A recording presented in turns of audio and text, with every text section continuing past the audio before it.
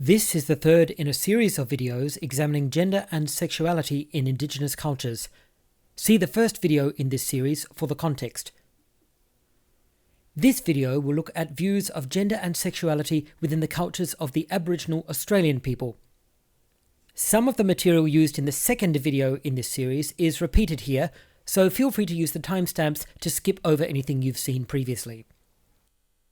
I do not have any specific education or training in Indigenous Australian history or culture, though I am widely read.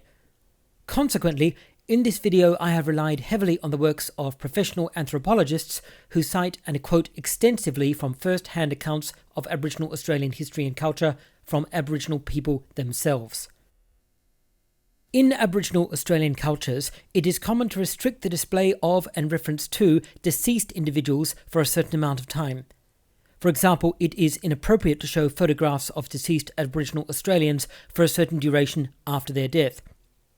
Additionally, the majority of royalty-free images of Aboriginal Australians are in the form of early colonial era drawings and paintings depicting Australia's Indigenous people from the perspective of the coloniser and often misrepresenting them. For these reasons, in this video I have generally avoided direct visual depictions of historical Aboriginal Australians. This video is very long, so you might want to use the timestamps in the description to navigate it, skipping parts you aren't interested in or would prefer to watch later. For convenience, here's a summary of the video's contents. Firstly, we'll look at pre-colonial era Indigenous Australian cultures and examine their approach to sex and gender. I'll explain that original Aboriginal Australian cultures recognised only two sexes and enforced male and female roles according to a strict gender binary. Secondly, we'll look for historical evidence of LGBTQ recognition in pre-colonial Indigenous Australian cultures. I'll explain that despite decades of research, professional anthropologists have found no evidence for the recognition of LGBTQ identities and people in original Aboriginal Australian cultures. Thirdly, we'll look at current attitudes towards LGBTQ people in contemporary Indigenous Australian cultures. I'll explain that Indigenous LGBTQ people currently face extreme discrimination from within their own community and racism and other forms of discrimination within the broader non-Indigenous community. Finally, we'll look at the future for Indigenous Australian LGBTQ people, both in their own community and in the broader non-Indigenous community. I'll explain that the absence of LGBTQ people from original Indigenous culture and history is no barrier to them changing their own culture and beginning a new chapter of Indigenous history. First, let's look at sex and gender identities in traditional Aboriginal Australian cultures. I will refer to these cultures in the past tense to indicate that I'm referring to their original form rather than the way they have been altered in response to colonial contact. Although these cultures differed from group to group, they were all consistent in their treatment of sex and gender identities. Aboriginal Australians recognised only two sexes, male and female, and two genders, masculine and feminine, or man and woman. Social roles were gendered according to this strict binary, with gender roles being identified with the terms men's business and women's business, terms which are still used today. Gender roles were reinforced through various social control mechanisms, including rituals, threats, and punishments. Professor Francesca Merlin, anthropologist at the Australian National University, describes how gender roles in Aboriginal cultures were defined and enforced rigidly. For example, women gathered food, often using a digging stick to uncover wild vegetables, while men hunted, typically using a spear with a woomera or spear thrower. Merlin explains that Aboriginal gender roles were so strongly reinforced that these tools became representative of the genders which used them. So, digging stick is a common metaphor for a woman, and woomera is a common metaphor for a man. Merlin also explains that, quote, unlike some European Australians and others of Western cultural formation, end quote, most Aboriginal people do not believe these gender role distinctions should be removed, since they view them as morally correct.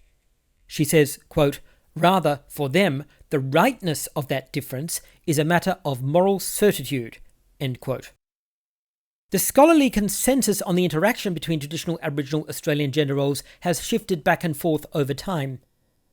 Professor Robert Tonkinson, an anthropologist at the University of Western Australia, explains that early non-indigenous settlers and colonisers saw Aboriginal Australian women as, quote, downtrodden chattels, totally under the control of male relatives, end quote. He says this view gradually changed over time to the extent that, quote, by the early 1980s, the corrective pendulum had swung to the opposite extreme, with the suggestion that women enjoyed complete equality and autonomy in traditional Aboriginal societies, end quote. This view was also modified over time, and Tonkinson describes the current scholarly consensus as a view that, quote, there was a high degree of interdependence between the sexes, but that structural inequalities favoured mature males, end quote. Tonkinson explains that although some scholars still try to represent original Aboriginal cultures as egalitarian, there is, quote, overwhelming evidence of both structural inequalities and the generally successful dominance of male interests over female whenever the two were in conflict, end quote. He says, quote, in marriage, women clearly enjoyed far fewer rights than their spouses, end quote, providing several examples. Men had the right to divorce their wives, but women did not have the right to divorce their husbands. Men had the right to marry more than one woman, but a woman could only marry one man. And men had the right to offer their wives to other men for sexual intercourse as a means of social bonding and establishing treaties, whereas women had no right to offer their husband to other women. Tonkinson concludes, quote, in these and many other aspects of the culture, gender-based differences in status invariably favoured initiated males, end quote. In original Aboriginal cultures, older men held the highest positions of authority, which were reinforced by customs and rituals which placed them in positions of power over both women and younger men. This form of social organisation is known as gerontocratic authority, rulership by virtue of age. Professor James Flanagan of the University of Southern Mississippi explains that, quote, gerontocratic polygyny and gerontocratic authority ensure the dominance of old men, end quote. Their right to marry more than one woman placed each man in a direct position of authority over several women, and the fact that older men are in charge of the initiation ceremonies for boys, ceremonies in which the boys symbolically become men, also places them in a direct position of authority over young men. Australian anthropologist Lester Hyatt describes the effect of this social hierarchy by writing, quote, the initiatory aspects put mature men in a position of direct control over the society's young men, end quote, adding that although these young men would eventually grow up to exercise power as old men themselves, quote, women are deprived of political equality and economic autonomy throughout their lives, end quote. He concluded, quote, it would seem, then, that Australian hunters are just as preoccupied with the control and manipulation of female reproductivity as African agriculturalists, end quote. Maturation rituals for boys and girls are evidence of the strict gender binary in original Aboriginal Australian cultures. Firstly, it must be noted that such rituals were themselves binary gendered. Through these rituals, a boy became a man and a girl became a woman. There was no third sex, and there was no option for a boy to become anything other than a man, nor for a girl to become anything other than a woman. The concept of a boy becoming a woman or a girl becoming a man simply did not exist. Tonkinson wrote that the ceremonies by which a girl became a woman, and therefore ready for marriage, quote, could involve quite young, even prepubescent girls, end quote.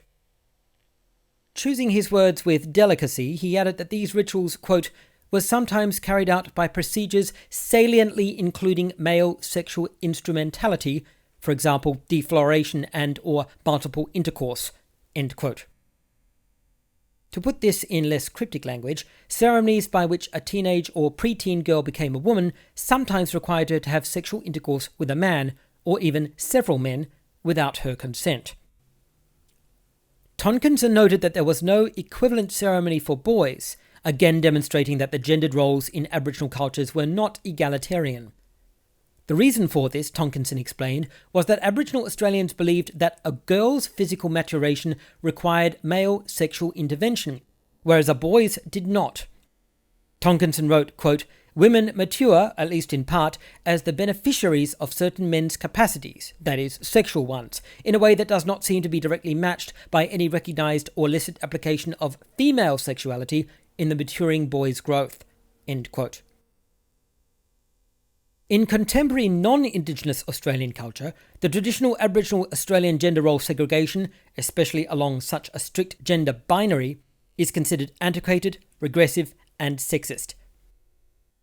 This represents a social challenge to those Aboriginal Australians who wish to preserve these traditional gender roles. A common solution is to interpret these strict gender roles in a positive light and present them as empowering for women rather than regressive. Aboriginal Australian academic Larissa Behrendt acknowledges, quote, "Traditional Aboriginal society was sexist in that it had traditional roles for men and women," end quote. However, she insists, quote, "But this was not a subordinate relationship. It was an autonomous one," end quote, citing the special ceremonies and stories belonging to women, which she says, quote, "Men were not allowed to witness or know," end quote. Camilla Wrightson, a barrister and solicitor of the High Court of New Zealand, likewise argues, quote, "Traditional Aboriginal society had roles for women that, whilst different, were not subordinate to men's roles," end quote. A paper prepared in 2006 by the Australian Government's Aboriginal and Torres Strait Islander Social Justice Commissioner claims that traditional Aboriginal communities were not patriarchal and says that although Aboriginal societies were gendered, men and women were, quote, "relatively separate but equal," end quote. It is noteworthy that all of these sources acknowledge that social gender roles for men and women were dictated by their sex and that men and women's social roles were not only gendered but also segregated. Larissa Behrendt even describes this gendering of social roles as sexist. Nevertheless, all of these sources attempt to justify this social gendering by insisting that traditional Aboriginal communities treated men and women as equals, a situation they describe with terms such as different but equal and separate but equal, and comments on the interdependence of men and women's social roles. Anyone familiar with the history of feminism in Europe will recognize this language. When society imposes different social roles on men and women on the basis that they are different but equal, and when men and women have socially segregated roles on the basis that they are separate but equal, the society is clearly not egalitarian. The phrase different but equal was used by opponents of the early women's liberation movement to argue that men and women should occupy different social roles, rather than being free to participate in any role they chose. The 18th century philosopher Jean-Jacques Rousseau opposed the early modern women's rights movement with precisely this language. Professor Susan Johnson of the University of Regina says, quote, "Rousseau claims to preach mutual interdependence and a notion of the sexes as different but equal, but his plan suggests otherwise," end quote. Professor Mary Seidman-Truy of Illinois State University likewise notes, quote, "Rousseau attempts to sidestep disputes concerning the equality or inequality of the sexes by arguing that men and women are either equal or, insofar as they are different, not comparable," end quote. Professors Penny Weiss and Anne Harper note that Rousseau's words are a common anti-feminist trope, writing, quote, "Too often anti-feminists simply claim the sexes are different but equal," end quote. The language of separate but equal was also used by early modern anti-feminists. Professor Jean Bethke Erstein of the University of Chicago Divinity School wrote that the 19th century French historian Alexis de Tocqueville described women as having, quote, "separate but equal private worlds," end quote, in order to justify confining women to specific gendered social roles and deny them participation in roles accessible to men. While de Tocqueville insisted that the separate private spheres of men and women were equally important to society, he nevertheless also insisted that men and women's social roles must conform to strict gender differentiation, just as the traditional Aboriginal Australian communities did. Professor James Flanagan appropriately comments, quote, "In gender, as elsewhere, separate but equal ideologies frequently mask inequalities," end quote. It should hardly need mentioning that the phrase separate but equal became infamous in the United States as a justification for oppressive racial segregation. This is not the language of egalitarianism. It is unsurprising that few Aboriginal Australian women wish to return to traditions and practices which would require them to submit to strict gender roles, would place them under the authority of older men, and would deprive them of rights which have been granted them by modern non-indigenous Australian culture, such as the right to a no-fault divorce. Speaking of modern Aboriginal women who have chosen to retain their culture but reinterpret it in order to avoid traditional gender binary roles, anthropologist Robert Tonkinson wrote, quote, "They continue to embrace it strongly as a major source of identity and security, but, recognizing that many accommodations have already been made in the wake of European impacts, they express no great desire to subscribe to aspects of gender relations that they have come to consider unduly restrictive." End quote. Aboriginal academic Larissa Behrendt, Professor of Indigenous Research at the University of Technology, Sydney, observes various ways in which Aboriginal women actually benefited from colonisation's impact on their culture. She writes, quote, "Aboriginal women had a new economic importance as the roles played by Aboriginal men were usurped by the colonial state and its agents," end quote. Adding, quote, "Aboriginal women had a wider range of choices available to them than those open to Aboriginal men," end quote. Of course, Behrendt does not intend to ignore or detract from the appalling abuse which Aboriginal women also suffered at the hands of the colonisers. However, she believes the benefits they gained, especially in terms of greater personal autonomy and economic freedom, should be recognised.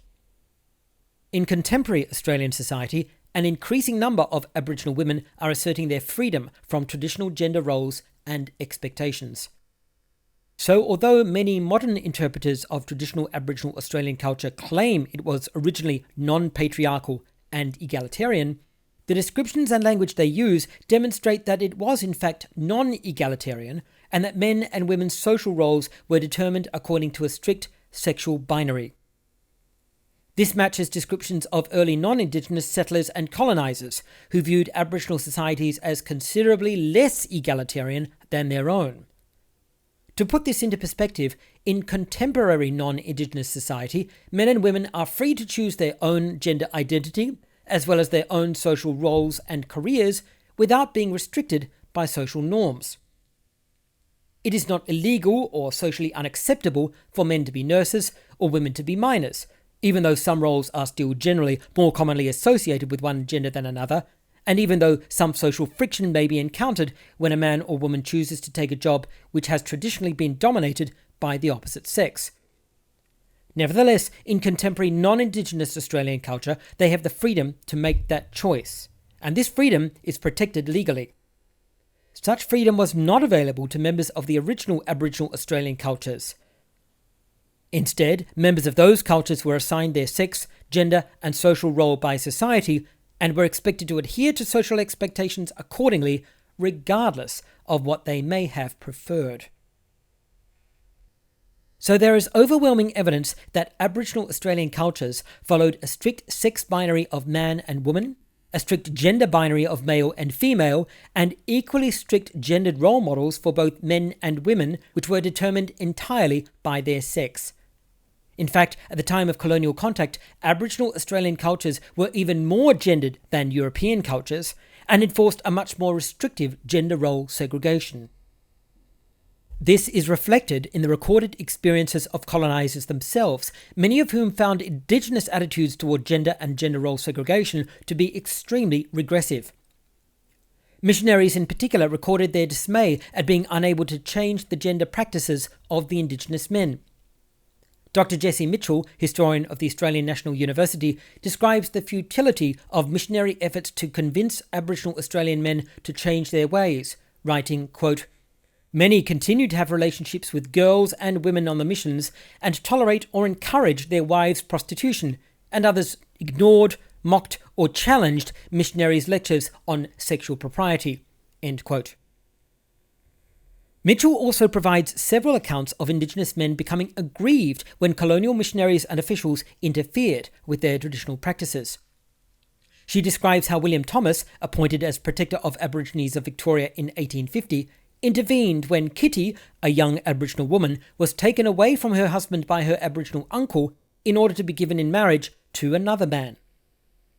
Mitchell records that Kitty's husband told Thomas not to interfere, and that her uncle became angry protesting that before white men came, Aboriginal men did as they pleased with their women. It is noteworthy that in records of contact between Aboriginal Australians and European colonisers, there are many accounts of Indigenous people resisting efforts by colonisers to treat women in a manner which the colonisers considered more egalitarian, while there are no accounts of colonisers viewing Indigenous treatment of women as more egalitarian or progressive than the way women were treated in contemporary Western culture. Let's now look at the issue of gender variance in original Aboriginal Australian cultures. This issue is complicated by the question of which historical sources to trust, especially given the biases of the early colonisers, most of whom had little or no understanding of the cultures they were observing, and consequently cannot be relied on as objectively accurate reporters. The book Gay Perspectives 2, More Essays in Australian Gay Culture, edited by Robert Aldrich and published in 1994, records the discussions of a conference aimed at investigating the cultural history of Aboriginal Australians. Participants were overwhelmingly Indigenous themselves and commented on the challenges of reconstructing their own historical culture. Commenting on the unreliability of records written by the earliest colonisers, an Aboriginal man named Jim notes, quote, "The earlier reports were not written by trained observers, but by pioneers, missionaries, and early settlers, all of them white and male." End quote. The book continues, quote, "Their accounts are suspect for a number of reasons," end quote, noting that such records were often based on hearsay and were typically the product of intermediary informants, themselves also colonisers, who may have, quote, "fabricated their evidence in the interests of colonial politics," end quote.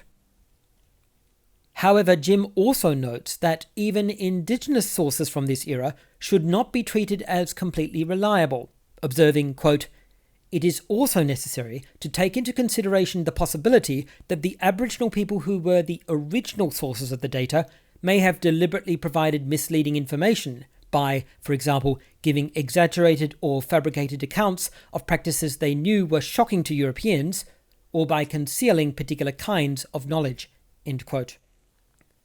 Additionally, Jim observes that some coloniser accounts of Aboriginal homosexual practices are, quote, "sometimes so similar in content and expression that it is hard not to wonder whether they are simply repeating what previous writers have said, which may even have become common knowledge in colonial Australia," end quote. Nevertheless, Jim says, quote, "the sheer number of early reports of homosexual practices in Aboriginal societies suggests that, however distorted our picture of them may be, such practices did in fact occur," end quote.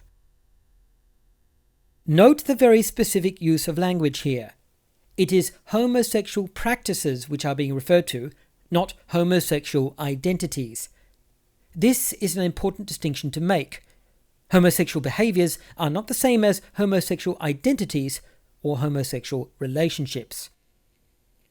In case the significance of this differentiation is lost on the reader, Jim draws explicit attention to it, noting that although there are some early accounts of diverse sexual practices in pre-colonial Aboriginal Australian culture, these accounts, quote, "fail to provide a cultural context that would give us some insight into what these practices meant to the Aboriginal people concerned," end quote. Consequently, Jim adds, quote, "It is hard to know how and to what extent the Aboriginal understanding of these practices corresponds to our contemporary notion of homosexuality," end quote. This is an issue addressed in the second video in this series, the challenge of trying to find correspondence between contemporary Western categories of sexuality and gender and the categories of earlier Indigenous cultures. Sometimes such a correspondence is simply impossible to find, since the Indigenous cultures did not recognise the sex and gender spectrum of contemporary Western culture. Later, Jim goes on to explain that homosexual behaviour was viewed differently in pre-colonial Aboriginal Australian cultures to the way contemporary non-Indigenous people view them. In the original Aboriginal Australian cultures, Jim says, having same-sex behaviour, quote, "did not entail the adoption of a distinct sexual identity," end quote. Consequently, a man having sex with another man wasn't a homosexual, he was just a man having sex with another man. Homosexual acts, whether between men or women, were differentiated from sexual identity, so they were not considered determinative of a person's sexual identity. Stephen Carey, sociology lecturer at Charles Darwin University and queer activist, says that although there is evidence of male same-sex behaviour in pre-colonial Aboriginal Australian cultures, including sex between older men and pre-teen boys referred to as boy wives, there is no evidence for sex or gender diversity. He notes, quote, "There is an emphasis on sexuality rather than sex-gender diversity, and when referring to boy wives, there is no implication that either partner is not man or not male," end quote. In this case, the boys are not called wives because they are gendered as girls or feminine, but because they serve the sexual function of a wife. The term refers to a sexual role, not a sexual or gender identity. The practice of boy wives was described by the anthropologist Phyllis Cabaret, who was informed by her personal research and interviews with Aboriginal women. She says, quote, "The youths of 17 or 18 who were still unmarried would take boys of 10 or 11 as lovers," end quote. In these cases, fathers promised their preteen girls to unmarried men and then gave their boys to the men to compensate them sexually until the daughters were old enough to be initiated as women and prepared for marriage. The boy wives, whose consent was not considered necessary or relevant, served as proxy girls for the sexual gratification of the men and thus had a purely passive role. They were supplied solely for the purpose of being penetrated and did not form a long-term emotional relationship with the man who used them. Anthropologist Stephen Murray wrote, quote, "Homosexuality is clearly age differentiated," end quote, explaining, quote, "It is not just that the insertees are younger, but that the insertors are young men in transit to marriage," end quote. Cabaret provides an important insight into how this practice was understood by Aboriginal women, saying that they, quote, "seemed to regard the practice as a temporary substitute for marriage," end quote. This agrees with the conclusions of anthropologists who have studied this practice in a number of Indigenous cultures around the world. It typically appears in cultures with strong gender segregation and in which the supply of marriageable women is limited due to the fact that older men have primacy and marry more than one woman. Consequently, there's a lack of opportunity for recreational sexual activity with the opposite sex and a lack of potential wives for younger men who must wait for the next generation of girls to mature. In such cases, a young boy is given to the man who waits to satisfy him sexually until he is able to marry or until the boy himself matures into manhood. This also explains why there was no equivalent sexual activity between girls and older women. Murray wrote that a boy wife, quote, "provided a sexual outlet for young men in the long period before they had any hope of marrying," end quote. Notably, neither the man nor the young boy views themselves as homosexual, regardless of how long the sexual relationship lasts. Murray also wrote that, quote, "having been a wife for a time does not seem to have fixated Aboriginal Australian males as receptors," end quote, noting that the boys would leave this role with age. He likewise observed, quote, "I have not read of any male having been permanently feminized by having been a wife," end quote. It must be realized that these homosexual activities are understood in modern terms as pederasty, since they involve an adult having non-consensual sex with a child. This does not constitute a homosexual relationship as such relationships are understood today. Instead, this is considered sexual exploitation and child abuse, and it is illegal in modern Australia. Aside from the pederasty between young boys and men waiting for marriage, Jim says there are also a few accounts of, quote, "simulated intercourse between men taking place in rituals," end quote. Professor Clive Moore of the University of Queensland says, quote, "evidence of sexual relationships between Aboriginal women is even rarer," end quote, noting there is, quote, "some evidence of mutual masturbation between cross cousins," end quote. So in original Aboriginal Australian cultures, there is evidence for pederasty between young boys and men waiting for marriage, and there is some evidence for ritual simulated intercourse between men, and there is a little evidence for mutual masturbation between female crossed cousins, typically at a younger age. However, this is virtually all the evidence for homosexual behaviour in original Aboriginal Australian cultures. There is no evidence for gay or lesbian identity or of homosexual relationships, either between men or women. In contrast, there is no evidence at all for gender variant identities such as cross-gender, non-binary or trans. Jim, the Aboriginal Australian man cited earlier, says, quote, "The question of cross-gender or mixed gender categories does not appear to be mentioned at all in the earlier literature, and this is probably because such categories were not present in Aboriginal Australia." End quote. Similarly, Jim says, quote, "There are no accounts of secular transvestism except in contemporary urban contexts," end quote, noting only a male cross-dressing ritual in one culture as a ceremonial transition from child to adult, and a mythical reference to transvestism which, quote, "does not appear to reflect actual social behaviour," end quote. Jim also mentions several Aboriginal Australian groups who are recorded as responding to same-sex behaviour with, quote, "negative or ambivalent attitudes," end quote. He cites the Tully River people, the Aranda people, the Walberi people, and the Kimberley people. Combining the information from a range of scholarly and historical sources, this chart presents a taxonomy of Aboriginal Australian same-sex behaviour. There is evidence for ritual homoerotic behaviour between men and boys, as well as social homoerotic behaviour between men and boys, and cross-cousin girls.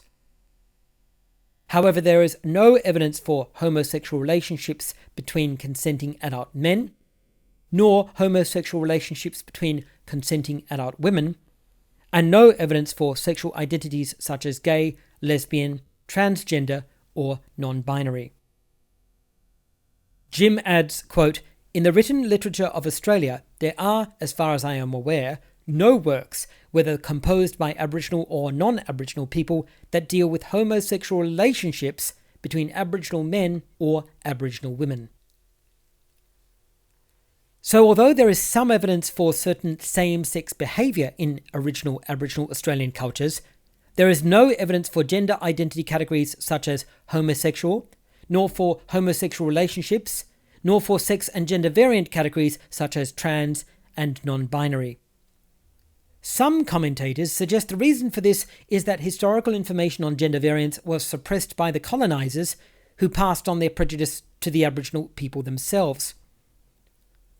One gay man quoted in the book, E.J. Malira of the Ngarrindjeri and Nurunga people, comments that, in his view, Aboriginal opposition to homosexuality was the product of teachings by Christian missionaries, commenting, quote, "The missionaries got to the Aboriginal mob first," end quote. However, although there is clear historical evidence for coloniser abhorrence of Aboriginal homosexual acts between older men and teenage or preteen boys, there is no evidence that Aboriginal cultures accepted homosexual identities or homosexual relationships between two consenting adults of either sex, and that this acceptance was later replaced by the enforced attitudes of the colonisers. In fact, there is clear evidence that Aboriginal Australians, especially those living outside the reach of colonisers' legal authority, maintained their traditional sexual practices and attitudes regardless of the disgust this evoked from the colonisers. Professor Francisca Merlin of the Australian National University notes that during the 1920s, Australian Aboriginal men not only continued to practice the tradition which required teen and preteen girls to have sexual intercourse with older men as part of their maturation into womanhood, but also tried to expand the tradition even further, requiring the girls to have sexual intercourse with several men. He describes this as, quote, "a male-authored attempt to establish female initiatory rites, paralleling those of boys, partly to be implemented through men's multiple sexual intercourse with the girls," end quote. Merlin observed that this happened in spite of, quote, "considerable missionary effort to put an end to pagan ceremonial life," end quote. The idea that homosexual, trans, and non-binary identities and relationships originally existed, but that all evidence and knowledge of them was erased by European colonisers who were disgusted by them, does not have any support. As demonstrated previously, a number of traditional practices survive despite determined efforts by colonizers to eradicate them. The prearranged marriage of teenage and preteen girls to older men twice their age or more without their consent, the non-consensual sexual intercourse between an older man and a teenage or preteen girl in order to initiate her into womanhood, the non-consensual circumcision or subcision of teenagers and preteen boys as part of their initiation into manhood, husbands giving their wives to other men for sex without the women's consent, and the non-consensual giving of preteen boys as young as 5 to older men to use as their sexual partners until the older men were married, were all considered offensive to the European colonizers of Australia. Yet despite their efforts to suppress these rituals and practices, neither the practices nor the memories of them were ever erased. In fact, almost all of them persist to the present day. Additionally, there is abundant evidence of male and female homosexual activity and relationships dating to after the colonization of Australia, between colonizers themselves and between colonizers and Indigenous people. Curiously, Australia never criminalised lesbian sexual activity, providing lesbian women with a significant advantage over gay men. Sociologist Stephen Carey notes that during the 1920s and 1930s, quote, communities emerged out of forced relocation, and in these communities, Indigenous women would protect gay, flamboyant trans people, end quote. Carey cites Crystal, an Indigenous woman, saying that although such people were stigmatised, they were nevertheless tolerated. So there was certainly a space for preserving Aboriginal genderqueer identities and practices if they had existed. Despite the fact that the colonising culture was strongly opposed to homosexual activity, homosexual people and even communities are well documented throughout the 200 years of Australia's settlement by colonisers. This demonstrates that opposition to and suppression of homosexuality was unsuccessful in either eradicating it from society or removing it from the historical record.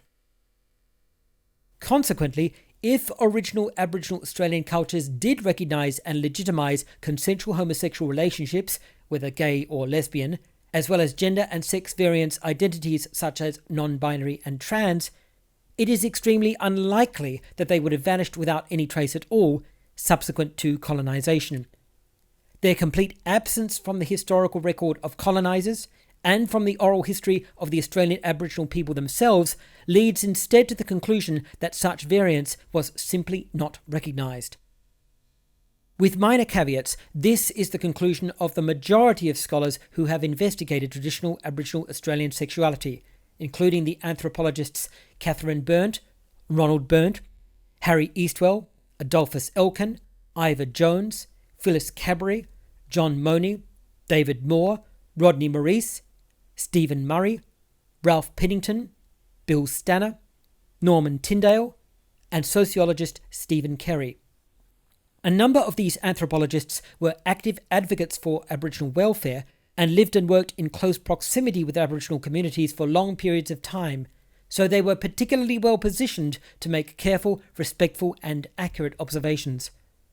However, despite over 100 years of research, anthropologist Harry Eastwell's conclusion remains the scholarly consensus.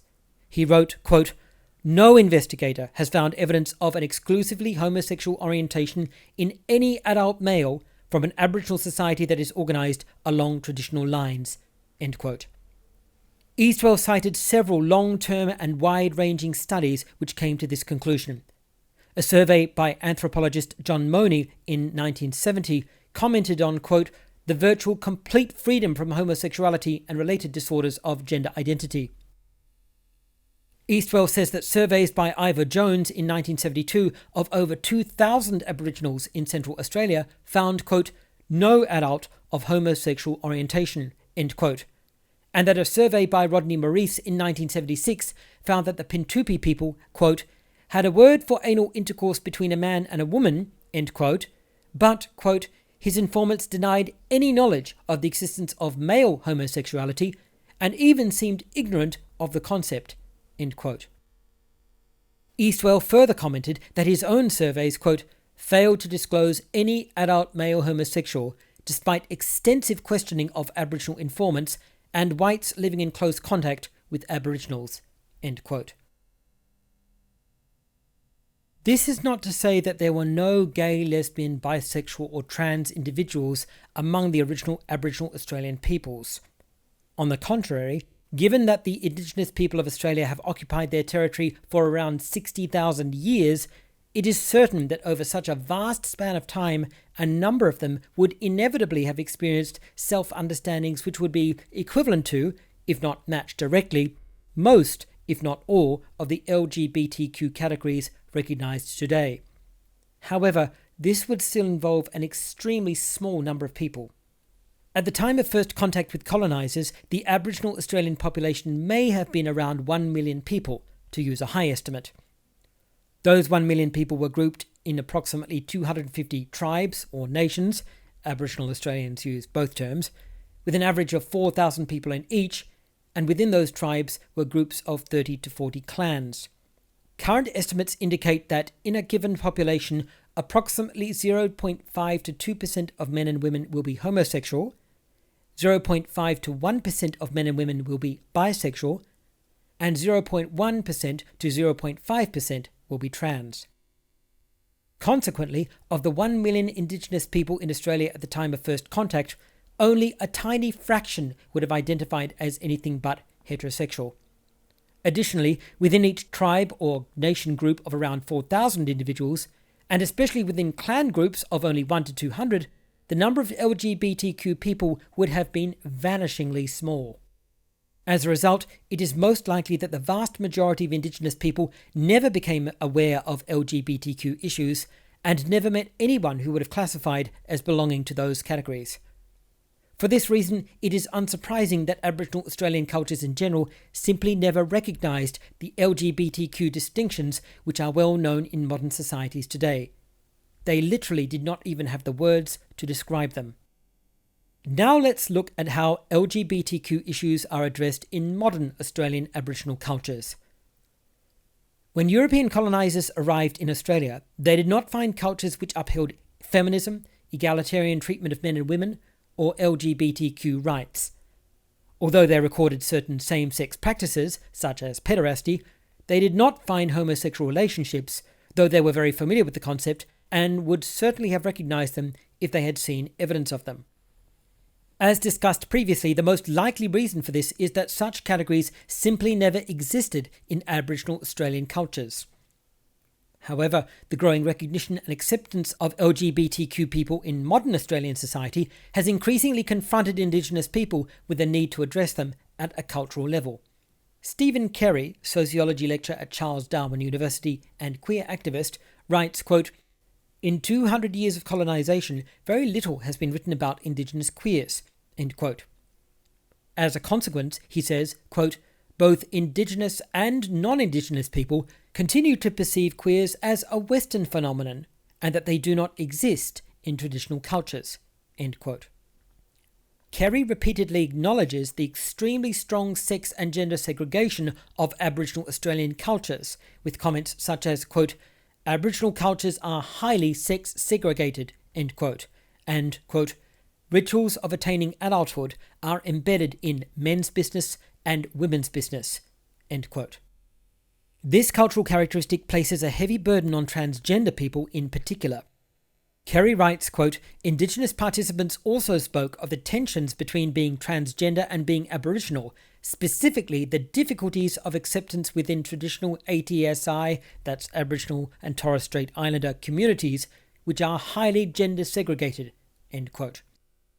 Given the rigid sex and gender binary of Indigenous Australian cultures, together with their strongly enforced sex and gender segregation, it is completely unsurprising that LGBTQ concepts and identities have yet to become widely accepted among Aboriginal Australians and are still typically regarded as having no place in traditional society.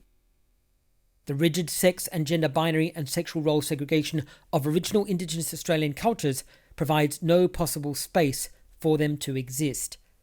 Feminism in particular is commonly seen by Aboriginal Australians as a white Western import which has no place in Indigenous culture.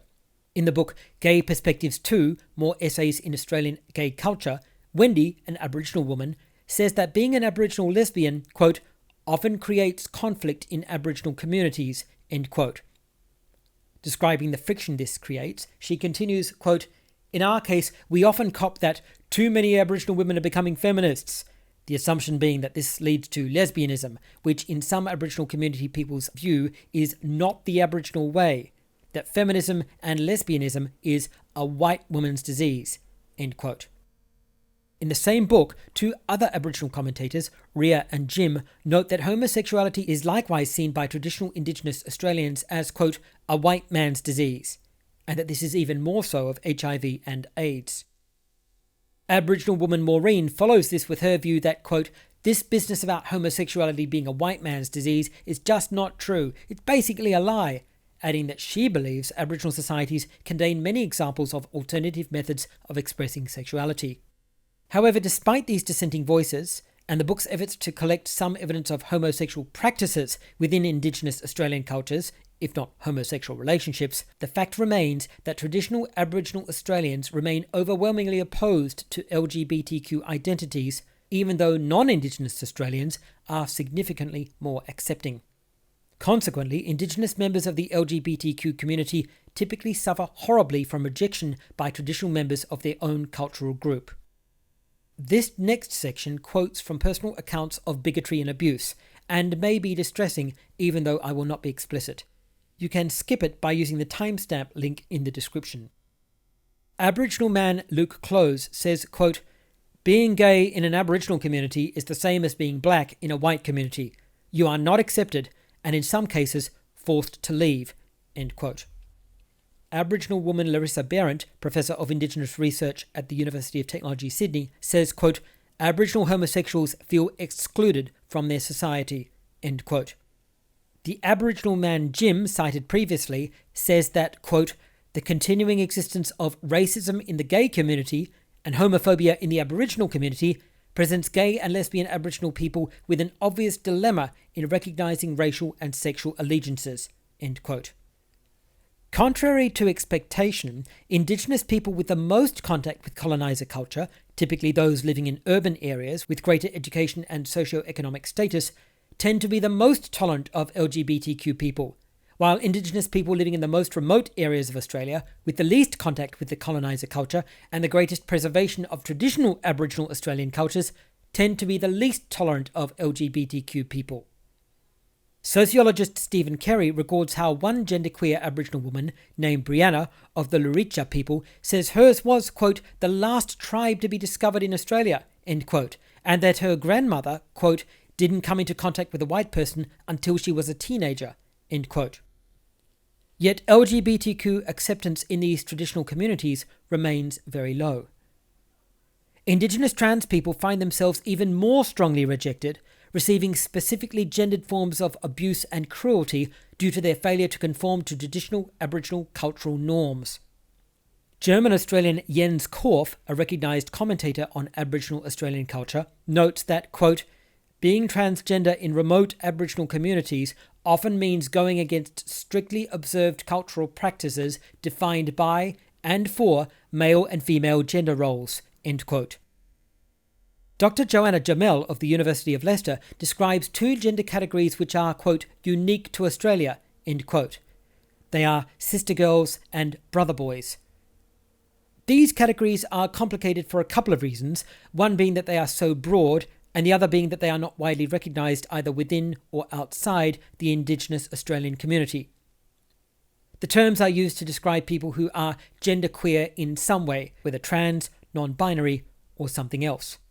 Stephen Carey states that, quote, "while textual evidence may be lacking, oral traditions reveal that sister girls have always existed in traditional cultures," end quote, although the earliest references to them are dated no earlier than the 1920s, suggesting they are not part of original Indigenous Australian culture.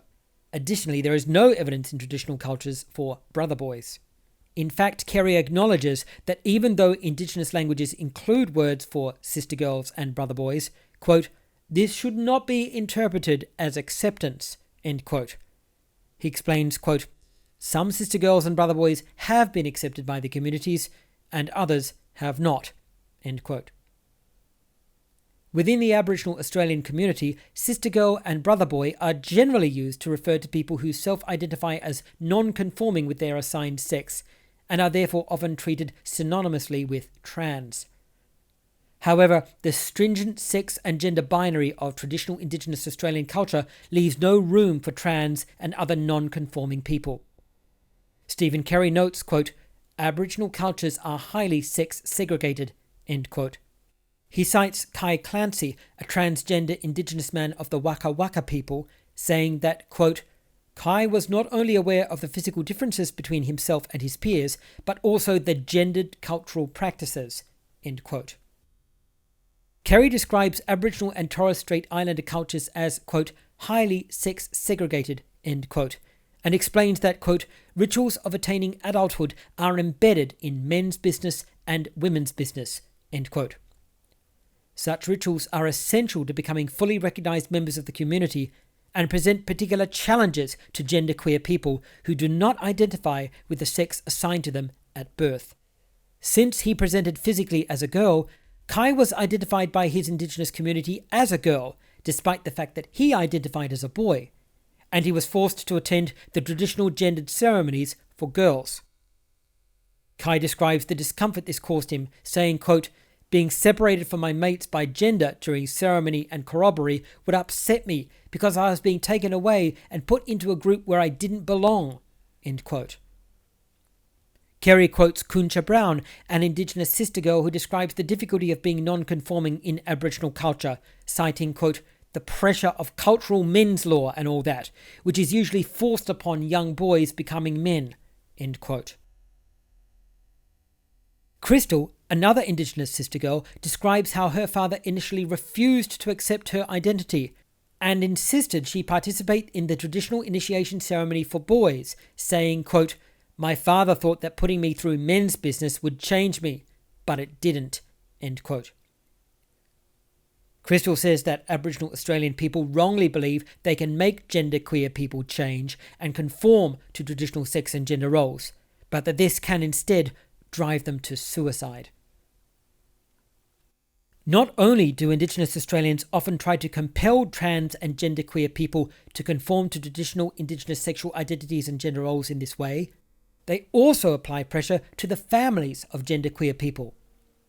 Carey says Crystal's family members were, quote, held responsible for her being a sister girl, end quote, and punished for this through social shaming and physical violence. Carey notes that in Aboriginal Australian culture, quote, this is known as payback, end quote. Payback is the retribution inflicted on members of Indigenous Australian communities who violate cultural norms and traditions. Payback involves a range of punishments from social shaming and shunning through to verbal abuse, physical abuse, and even killing. The consequences can be devastating. Carey cites the fact that, quote, Crystal's brothers also committed suicide out of family guilt and because of payback, end quote. Carey goes on to describe how, quote, Crystal and her family were pressured into silence, end quote, and threatened with death by the local men if they reported the abuse to police or doctors.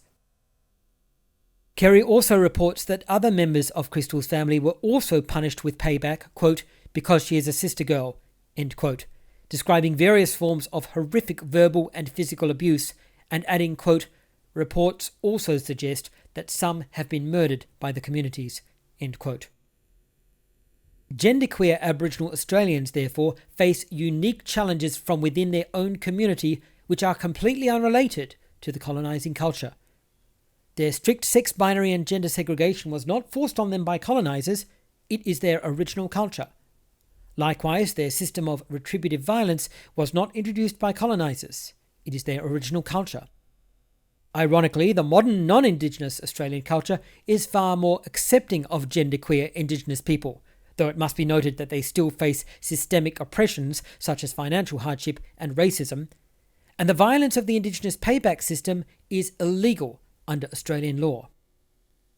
Genderqueer Indigenous Australians are at greatest risk from members of their own community precisely because their traditional culture has no place for them and forces them to conform to its norms under threat of violence. Some sister girls and brother boys are accepted by their local Indigenous communities.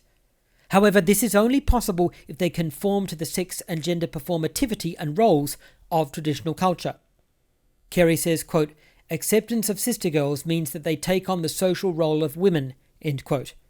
Likewise, women who identify as brother boys must take on the social roles of men.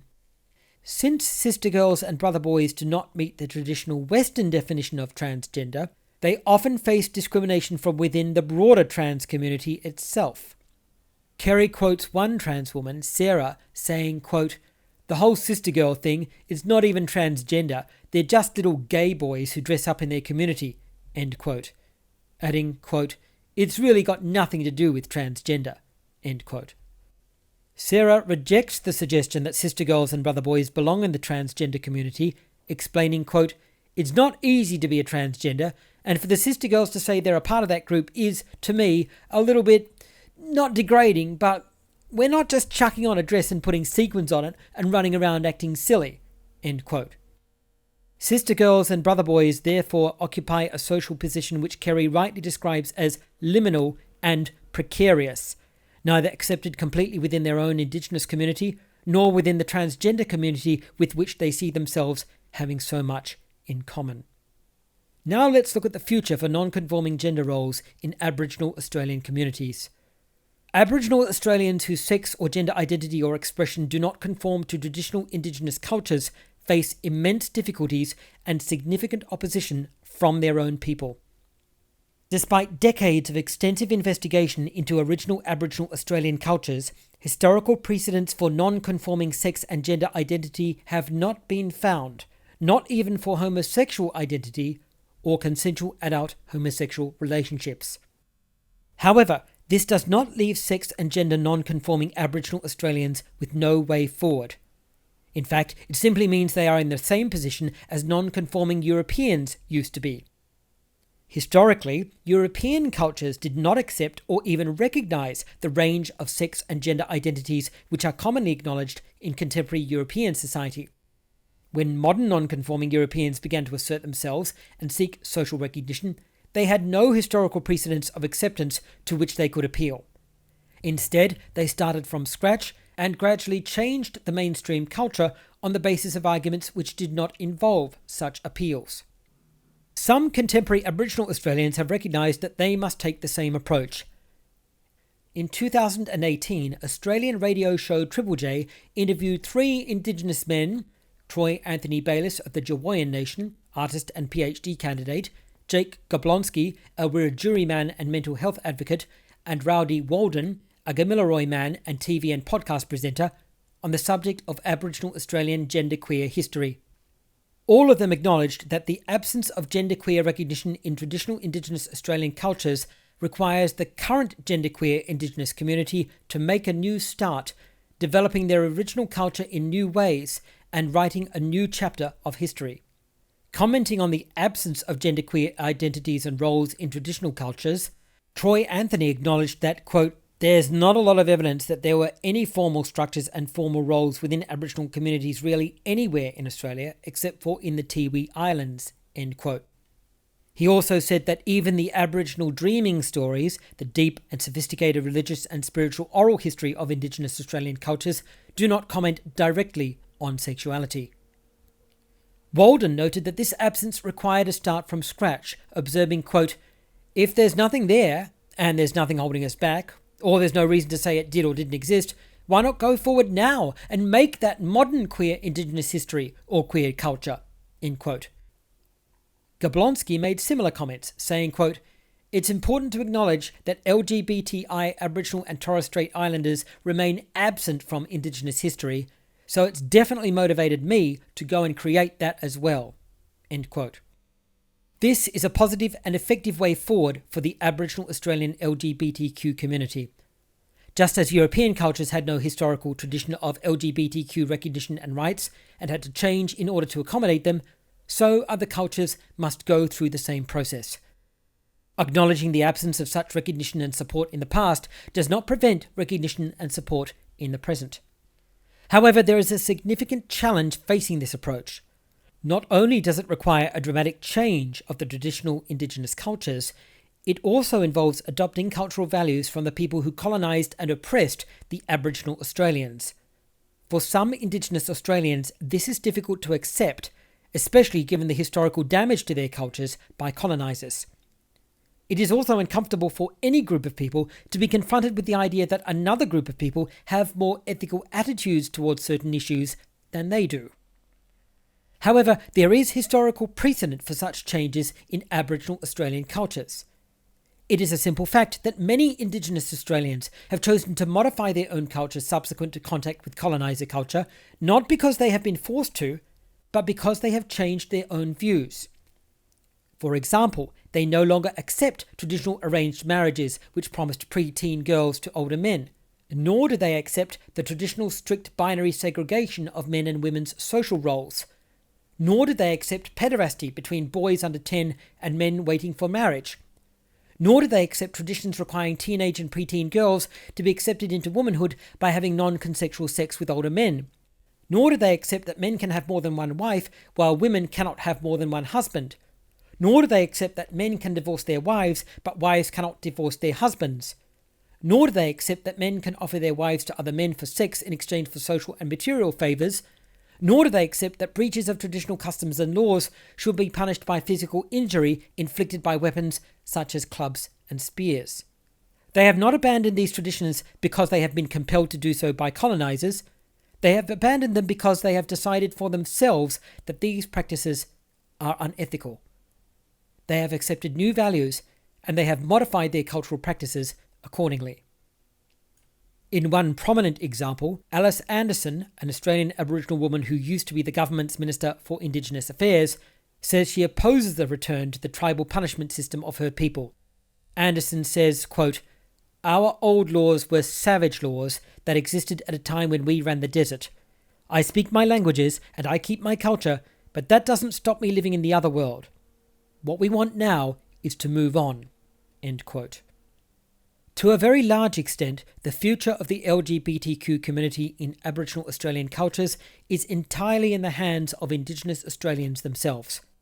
People outside that community can and should provide support wherever possible, especially when invited. But they must recognise the agency of Aboriginal Australians in making their own decisions, modifying their own culture, and creating their own LGBTQ history.